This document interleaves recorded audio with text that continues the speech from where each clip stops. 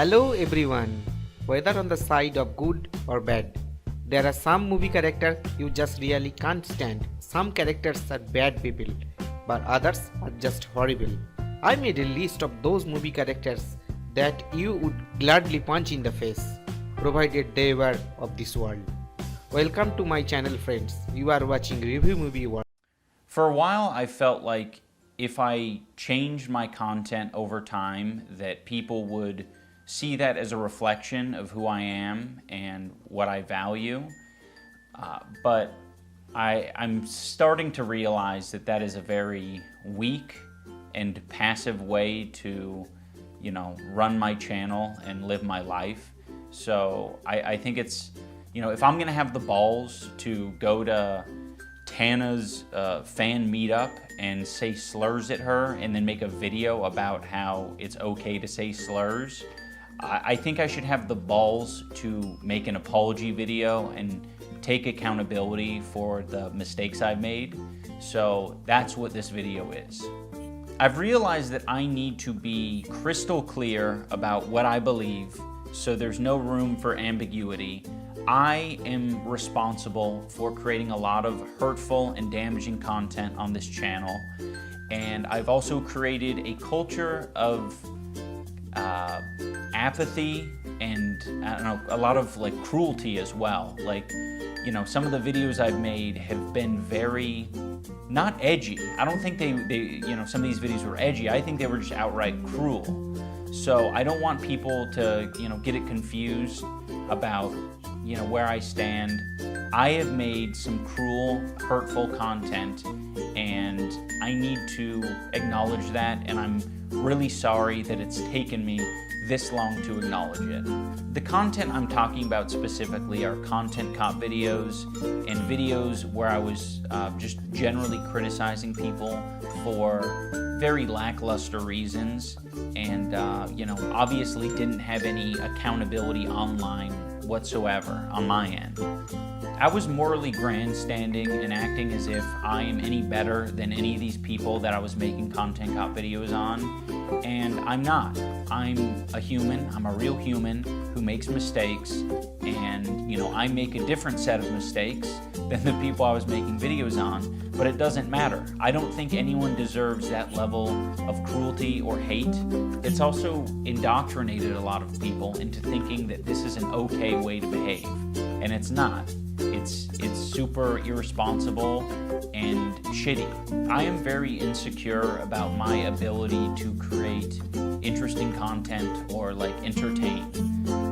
It's gotten better over the years, but it's something that I have struggled with constantly, and it's one of the reasons why I kept making this hurtful content. I ended up pivoting it into other things because I felt bad about it, innately, but it's still something that I struggle with, and I don't want you to interpret that as an excuse, but I hope that that is relatable to other creators who maybe struggle with the same thing. I'm not confident in my ability to entertain, and I think if I had to rely on my personality to entertain people, that I wouldn't have any amount of success, and that is really hard to come to terms with. I was being very bigoted in a lot of my videos, and I justified it because I didn't think it was too serious, and I thought that people were going to see that I had good intentions, but that's so silly. Casual racism is still racism.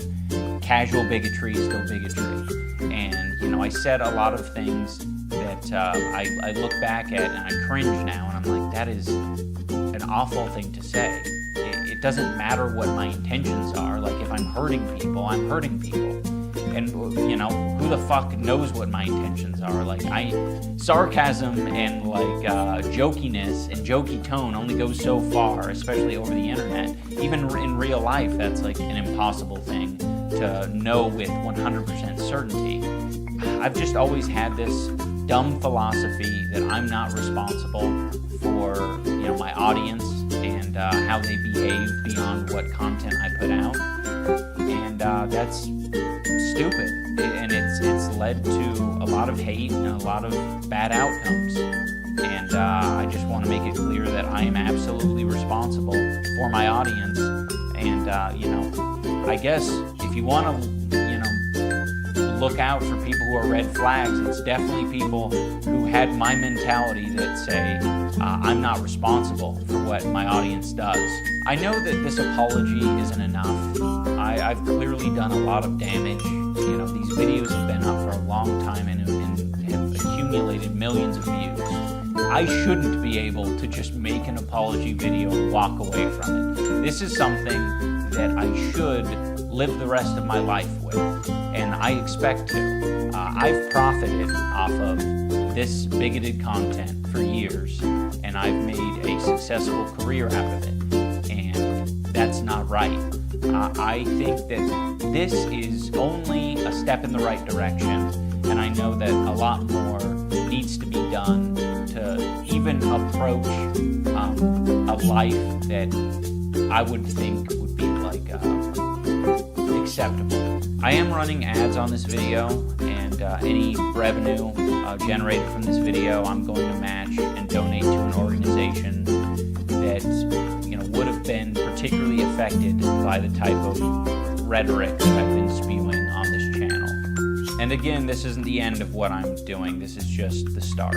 I don't feel like a lot of this content represents me as a person, at least not anymore. There was a time where it probably perfectly represented me because I was a nasty, apathetic, insecure person. Now that I don't feel like it represents me and I want to distance myself from it and keep it from, indoctrinating more people, I'd like to unlist the videos so that people, can access them still for whatever, purposes they might want to do that for.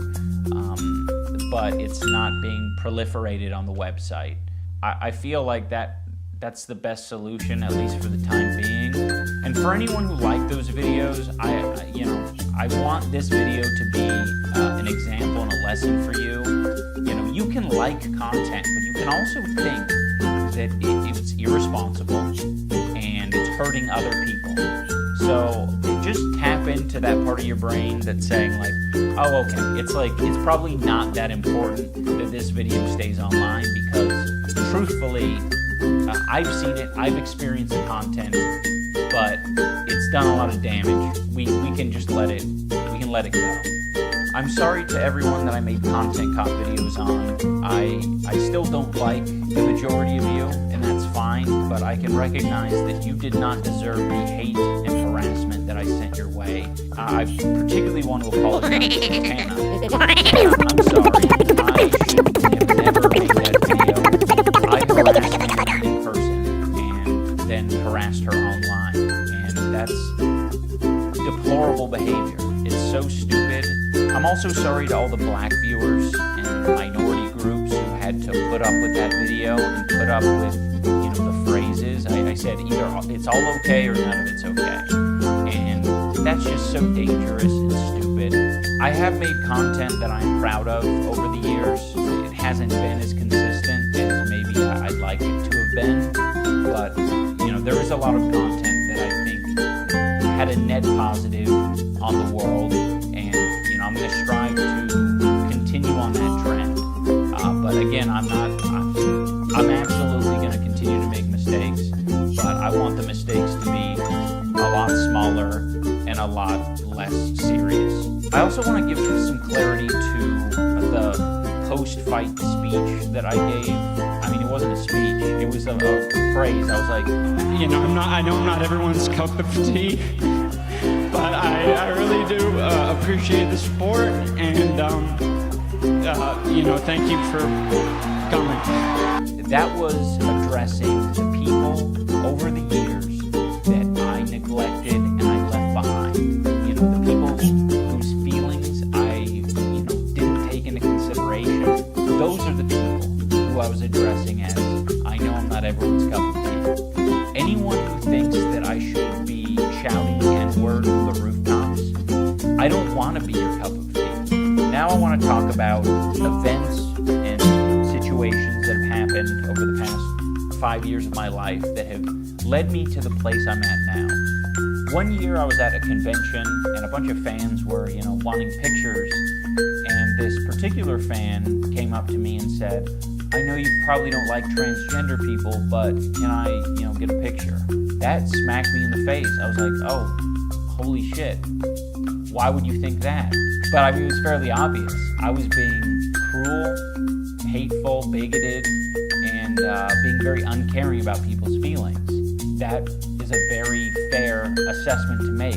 I was giving this person bad vibes, and I think I've given a lot of people extremely bad vibes. Another event that was very important for me to experience was I went on a boxing podcast. I was basically like trying to walk back my Tana content cop.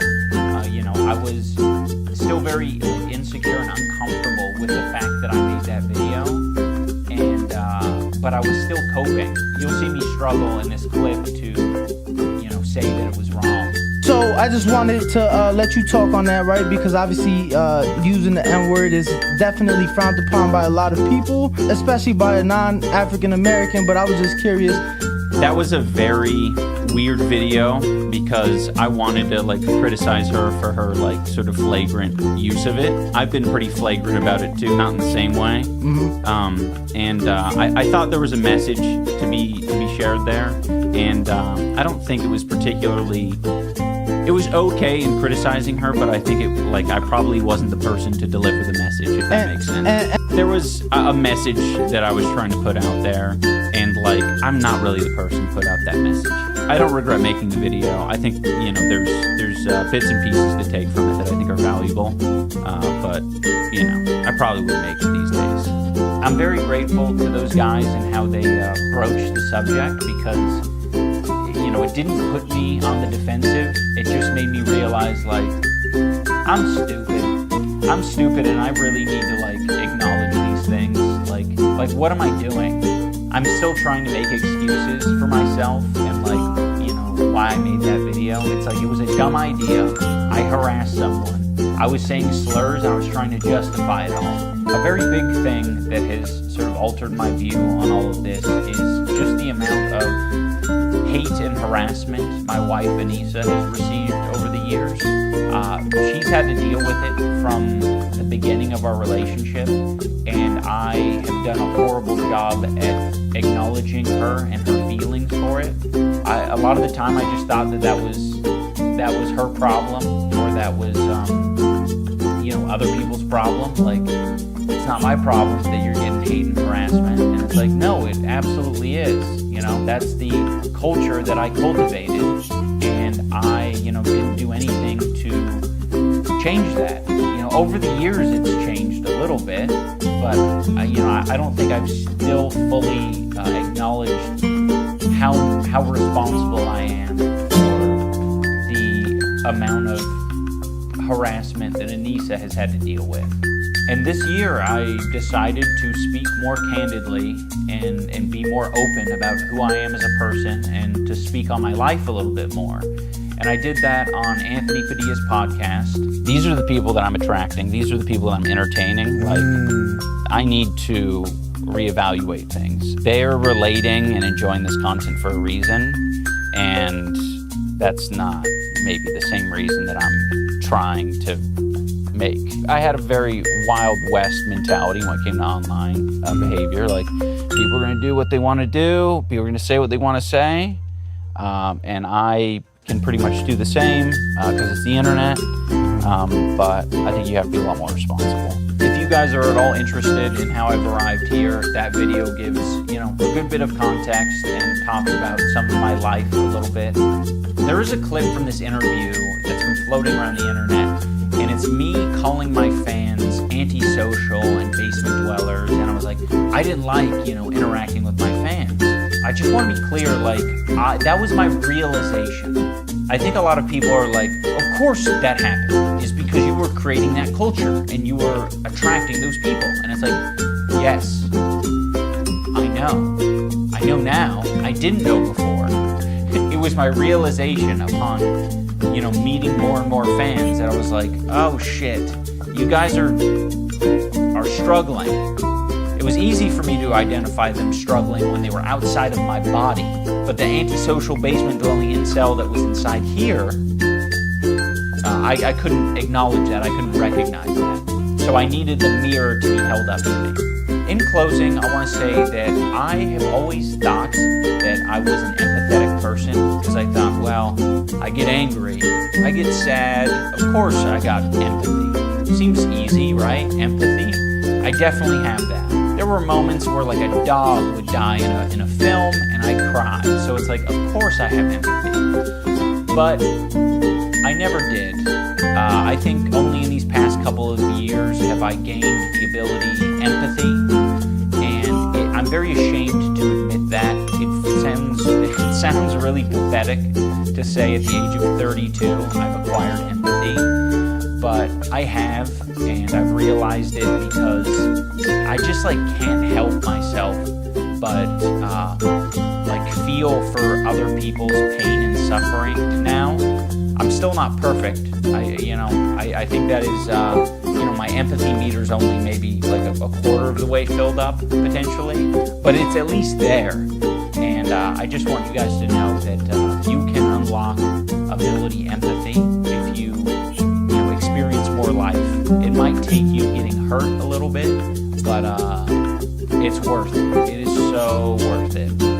So thank you for watching, everyone. I do want to create more regular content, and I don't want to just have the next 5 videos be apologies. So I have uploaded a squirrel video on my second channel if you want to watch that. I guess as one final thing, I just want to thank everyone who's given me the space and the compassion to grow as a person, because it's taken longer than it probably should have. I appreciate everyone, and I think most importantly, I appreciate my wife, Anissa. She has been insanely compassionate and helpful and patient in allowing me to grow over the years, and has legitimately encouraged me to be a better person, and not a better person in just like the Idubbbz becoming woke kind of way. She was the one who said that I should try this boxing thing. I would have never done that on my own because I was insecure and I was pathetic. I did this, and I am so glad I did. It's been amazing. So, Anissa, I love you. You're amazing.